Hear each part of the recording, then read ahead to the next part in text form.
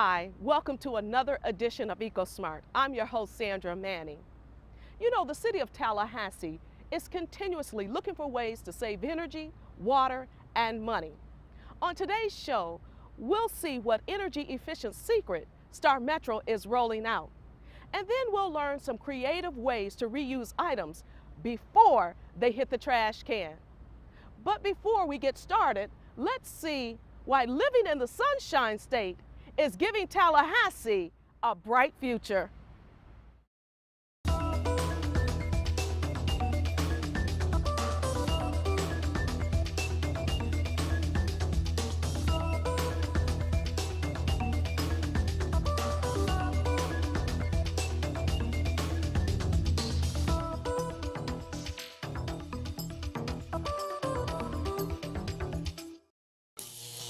Of course, one of the benefits to solar energy is that it's a clean energy, it's a free energy, it comes from the sun, and we've got plenty of sun here in Florida, so we do want to take advantage of that opportunity here in Tallahassee.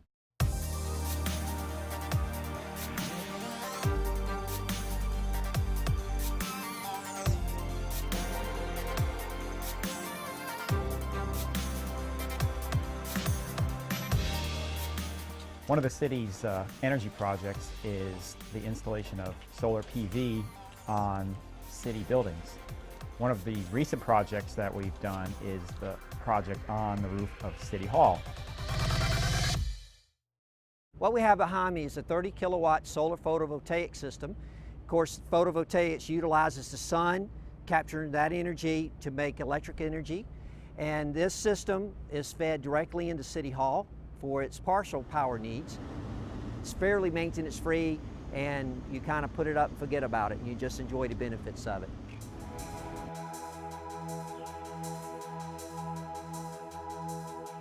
The system consists of 112 panels, which are 255 watts each. So that gives us around 28.5 kW, just rounding that up to 30 is an easy number to remember.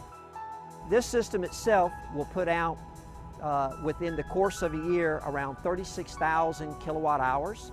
And if you were to say the average home uses around 1,000 kilowatt hours a month, then we're looking at, with conversion efficiency, somewhere really around 25 homes we could power. If you want to kind of bring it into everyday terms, a 55-inch flat screen TV uses about 135 watts of power. So each panel at 255 watts DC, that's almost 2 flat screens per panel. So that's going to give us somewhere around 175 flat screens that we could operate. City Hall is a good example in that its solar profile is a south to southwest facing, and there's no trees. The building obstruction shadows are not there, so it gives a good footprint for a solar photovoltaic system and a solar thermal system. All right, good morning guys. Sean, Paul, how are we doing this morning? Doing good. How about yourself, Mr. County? Doing well, thank you. Keeping in line with the city's initiative to buy local, shop local, to keep dollars here and stimulate the economy, we actually bid this project within the local market of electrical contractors, and we're real pleased with our partner, Lawson Electric, in this.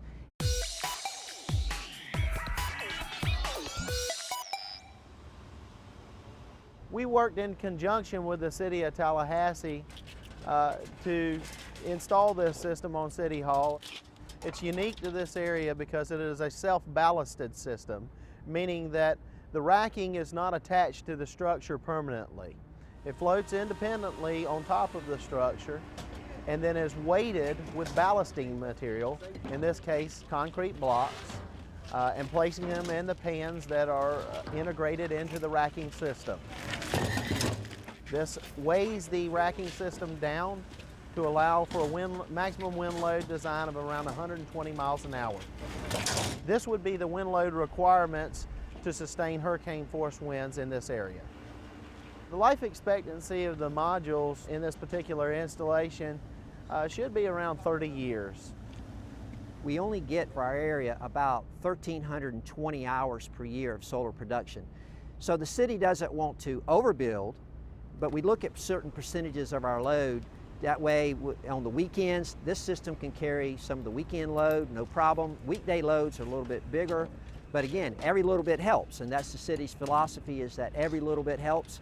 There's a savings of fuel, there's a savings of production, a savings to our overall customer.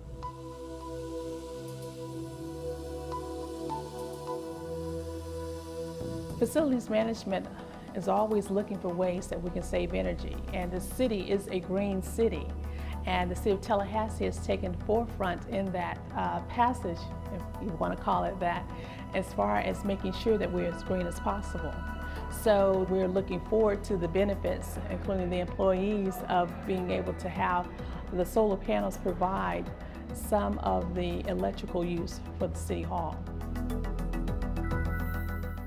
There's over 300,000 square feet here in City Hall, as well as it is a very public facility, and it would offer the public to see the energy savings that we're providing by having the solar panels installed.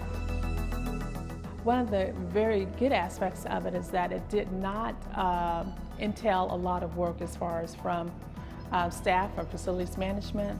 The type of construction and the panels that were used, the roof was already designed to handle that type of load, and part of the wiring and everything was already in place that would make the connections a very easy one and very straightforward.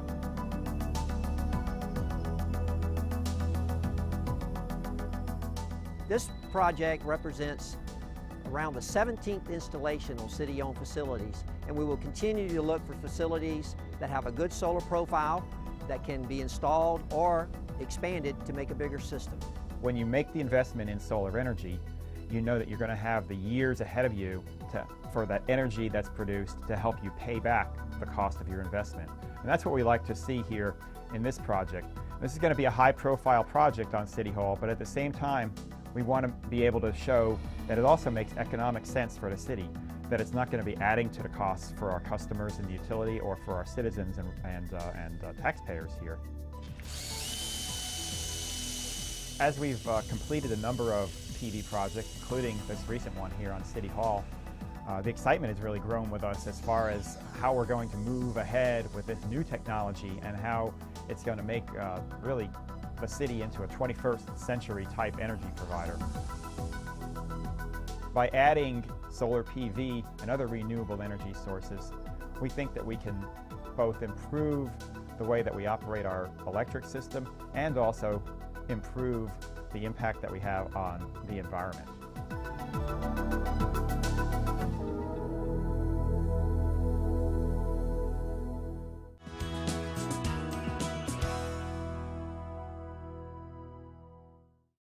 We've seen how the city of Tallahassee is using alternative technology to power its facilities.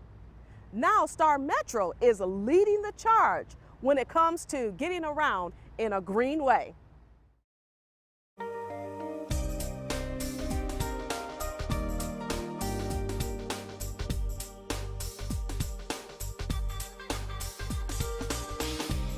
The city of Tallahassee is one of the greenest cities in America, and of course StarMetro, as a city department, we follow the goals of the city, and we recognize the type of services that we provide in the community, and that we are helping save the environment by providing mass transit, and we also have support every major green initiative of the city.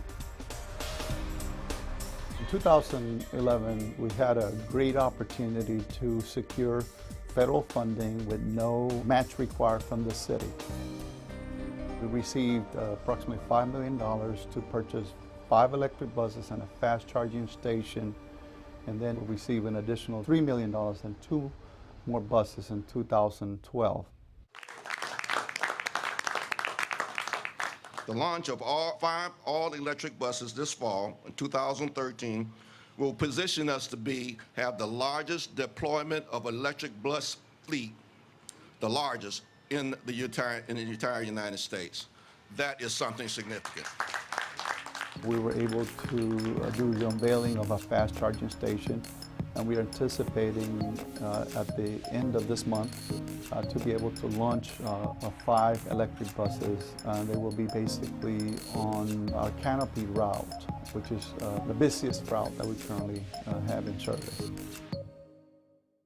What is important to StarMetro, and I'm sure to the citizens of Tallahassee, is that this particular project will save us money. It will reduce gas emissions as well as save energy.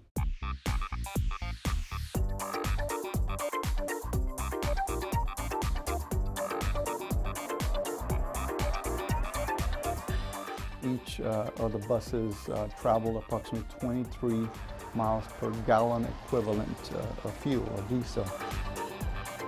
We believe that each and every one of those buses will save us approximately $30,000 in fuel each year. That is about $150,000 a year when you combine the 5 buses. Each of these buses will last approximately 18 years. We anticipate with the savings of maintenance and the savings of fuel that we will be able to save about $600,000 in the lifetime of each bus, which is approximately $3.5 million of savings in the lifetime of these buses.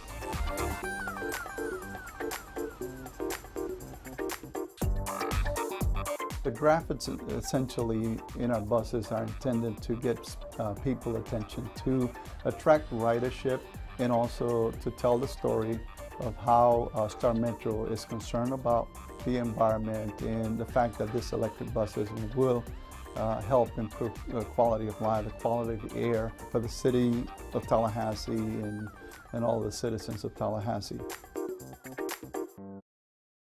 For the maintenance division, one of the things that we really started working with the vendor to explore was the potential savings not only in fuel but in the maintenance cost. And again, an electric motor is obviously much smaller and lighter than a traditional internal combustion engine, so there's virtually no moving parts. One of the biggest and most noticeable is the oil changes. There's no oil in an electric motor, so there's no more oil changes. On a normal diesel bus, we have to do the brakes about every 20 to 40,000 miles, depending on the driver and the route. On the electric buses, we're projecting over 100,000 miles between brake jobs because they use a regenerative brake technology that transfers power from the braking system back into the batteries. One of the things that I personally am very proud of is our technicians are all embracing this. We have found that there's been such a high level of interest and pride that they're one of the first in the country to be able to service and learn this technology, as well as being an early adapter to providing this technology to this area. Okay, now let's talk about what's underneath the hood and see what all this is all about here.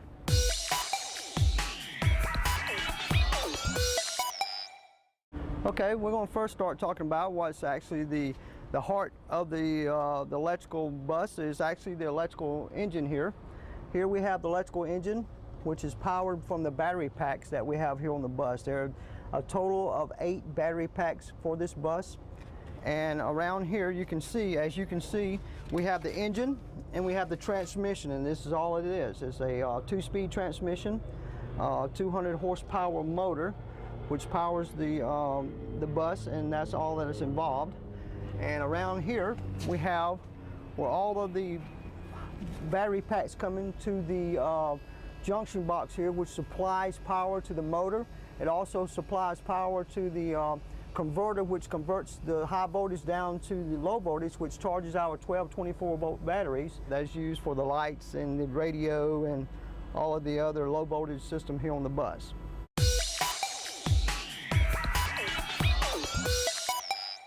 Here we're at CK Steel Plaza today, and we are here talking about the fast charging for our buses, our electrical buses. It's a very exciting time for us because our buses can come here and dock in about 5 minutes and they fully charge, which is really cool because if you think about that, it takes about an hour to charge your cell phone.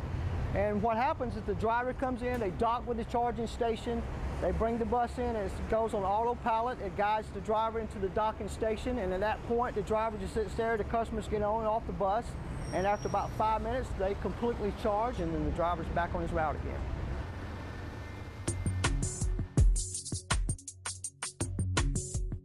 When we learned of Proterra's fast charge technology and the ability to charge a bus in 10 minutes or less using a battery technology that quite honestly hadn't been introduced into the electric bus market before, we thought, well, that's a perfect marriage. A bus usually when it comes to a stop point has a certain amount of layover time, or where the driver and the passengers get on and off the bus, and generally about 10 minutes or less. And we're finding on the testing that we're doing that the bus is charging in 5 minutes, which really helps expedite the whole procedure and allows us to keep on time.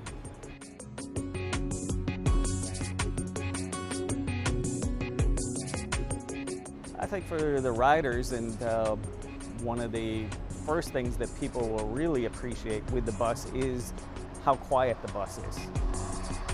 When people board the bus, one of the first things they're going to notice is that we can have a conversation at this level. You usually have to raise your voice to a higher level to come over all of the other noise of the engine, the transmission, and so forth.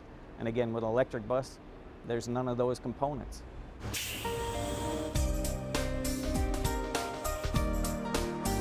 StarMetro currently takes about 4,400 vehicles off the road each year. Each citizen that decides to go from driving their own vehicles to using transit saves approximately $9,000 a year, from purchasing insurance to the lease of a vehicle, the maintenance cost. Not only that, but they save about 10% of gas emissions just by transferring from their private vehicle to transit. Saying this basically means that overall they are clean for the environment, they will improve the quality of life of our citizens, and will be better for the city of Tallahassee.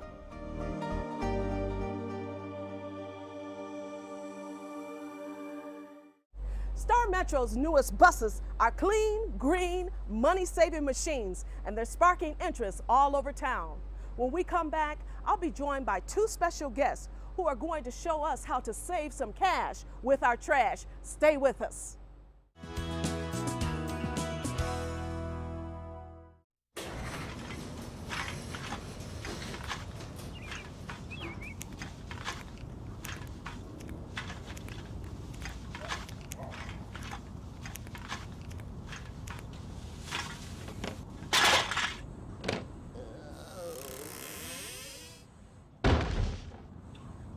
Are you starving your recycling smart cart to death?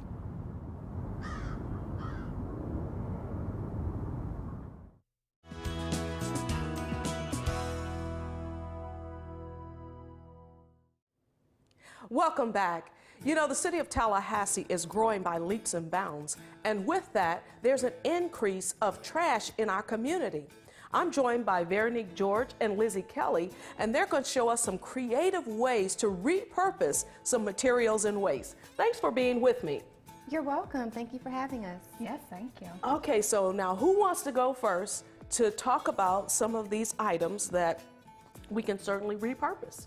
Well, I will jump right in. We're going to start with something that we all have and we usually get a lot of: plastic bags. Of course. And these end up in our landfills and end up in our wildlife, and we're going to find creative ways to make accessories out of your plastic bags.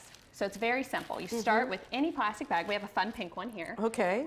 And you take your scissors. Should I grab a pair of scissors as well? Sure, you can cut up that half of it. Okay. And you're just going to cut strips any way you want.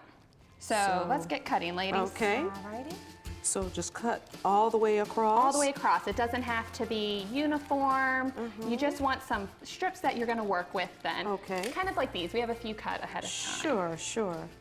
The idea behind this is everyone has plastic bags and you never know what to do with them. So this is a fun way to update old bracelets, headbands, necklaces, all that sort of stuff. Okay. So you're just going to recover it. Okay. But now that we have our strips, yes, we're going to take some of these old bangles that we have. And it's very simple. What you do to start with is grab one of your strips. Right. Okay. Put it through, and you're just going to knot that bag on there. Okay.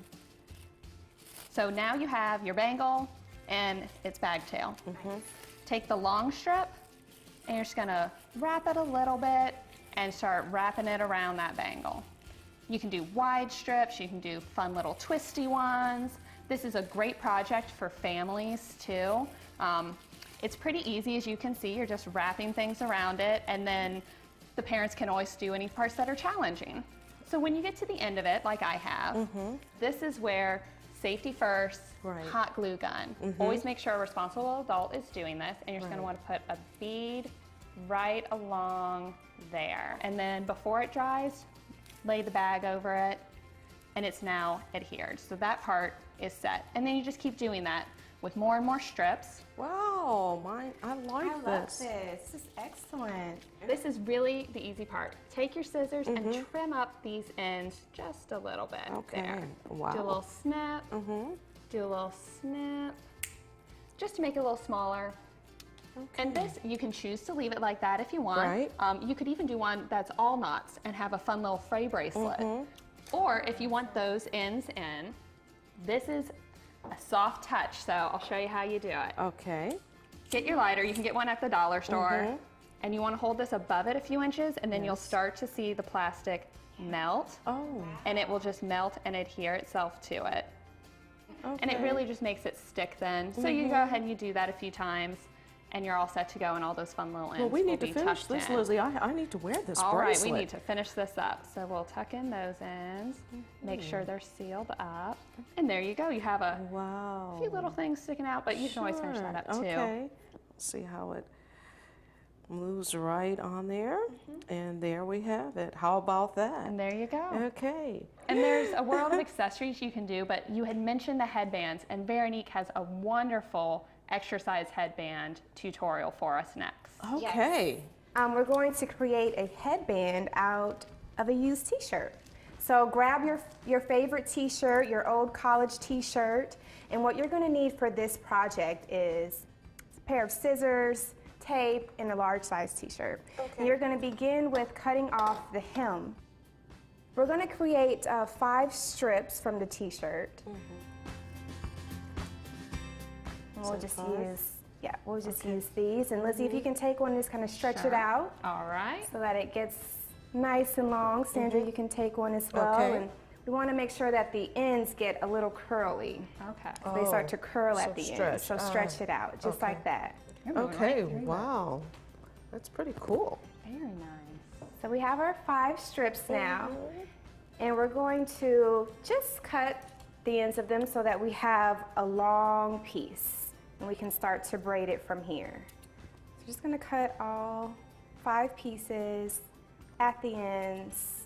Just wanna take all of the ends and grab them together. And we're gonna use, once we get started here, we use our handy dandy tape to just tape it to the surface. That'll keep things nice and steady for us. Okay. So just make sure that you keep all 5 pieces separated so you can braid easily. We want to begin with taking the first piece and just wrapping it over the second, and then the third piece you're going to wrap that around now your second piece, and take the last piece and wrap it around that second to the last, and then the third you're going to wrap it to the second to the last as well. And you'll repeat that until you get a nice braid. So we're just going to continue braiding until we get all the way down to the length of our choice. And that should take about 30 minutes in total for the entire project. So the braiding could take anywhere from 10 minutes to 15 minutes.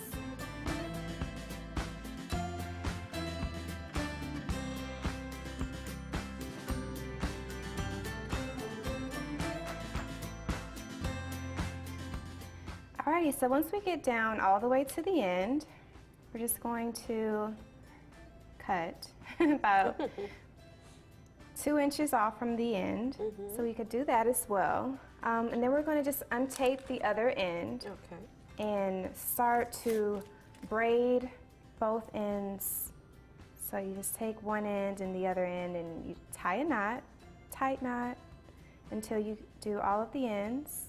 Knot until you're all done, and once you get all of those knots done, you're just going to trim the remaining pieces off and one by one with the scissors there, and you'll have a headband, so the final piece will look like this.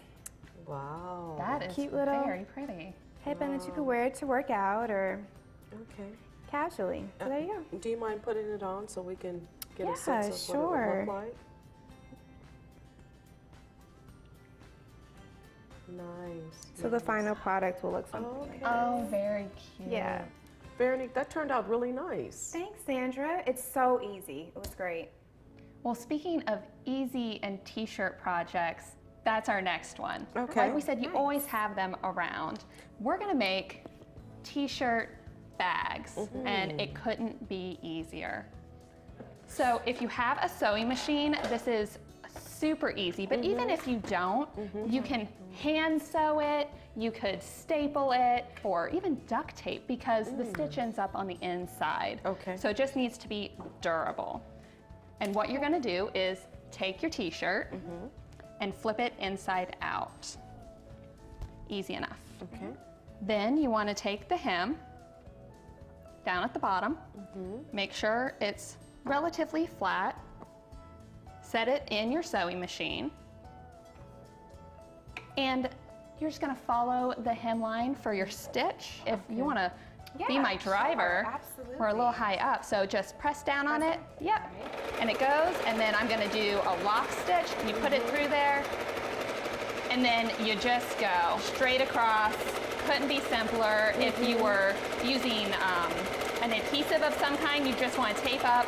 Your goal is just to make sure the bottom of the bag is sealed. Okay. And we are good. Alrighty. Pull up, grab your scissors, snip it off, and now you have a solid bag. So go through your neckline, grab the corners, one side, flip it inside out. And then you guys can do these next steps for me. Break it up. It's very easy. We're just gonna cut a neck hole. So somewhere right along in there. Okay. You're just making a bigger hole. And then if Veronique wants to do the next one, Sure. you know, your bags usually have about 1 inch or 2 strap. So you're just gonna cut from right below the armhole up to somewhere in there. Doesn't have to be perfect, doesn't have to be straight. You're just cutting a nice little strap there. Well, these are just creative ways to reuse. This is awesome. Oh, definitely. And a t-shirt I might wear to the gym or in my garden, but this reusable bag, I'll take with me to the store or to the Right. farmer's market. Sometimes right along the seams with that thicker fabric, it takes a bit, but you just snip right on through and ladies, we are done. So that is our easy t-shirt bag. Nice. Wow. Absolutely wonderful. I would have never thought you could do so many wonderful things with t-shirts. And we do have one more project to do today, Sandy, but it's going to be an online exclusive. So we have an example over there if you want to pick it up for me. Okay. Do a little sneak peek of the project. You're going to want to check out the City of Tallahassee or Go Green Tallahassee's Facebook and YouTube pages for the DIY tutorial. Okay, I can't wait to learn more about this. It'll be a lot of fun. Thank you all for being on today's show. Thank you. We had a lot of fun. Oh, I I'm did, glad. thank you. I'm glad you all had I did. I've learned a lot. And I hope our audience have learned a lot too about going green and things that you can do to save the environment. And that's not just smart, that's EcoSmart. For WCOT, I'm Sandra Manning. Thank you for watching.